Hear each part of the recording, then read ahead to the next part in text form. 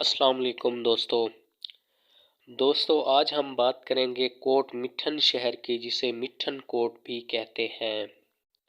دوستو کوٹ مٹھن ضلع راجن پور میں واقع ہے۔ یہ شہر راجن پور سے 12 کلومیٹر بجانب جنوب دریا سندھ کے غربی کنارے پر واقع ہے۔ یہ شہر 1713 میں آباد ہوا۔ اس کے بعد یہ شہر ایک دفعہ پھر دریا برد ہو گیا اور دریا برد ہونے کے بعد یہ شہر دوبارہ 18ویں صدی میں جا کر آباد ہوا۔ اس شہر کی وجہ شہرت یہاں پر واقع حضرت خواجہ غلام فرید کی مزار ہے۔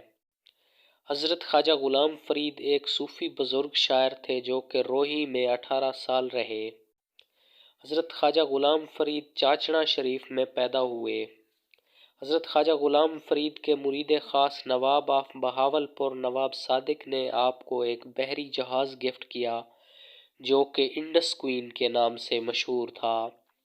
یہ جہاز آج بھی بوسیدہ حالت میں دریائے سندھ کے کنارے پر پڑا ہے۔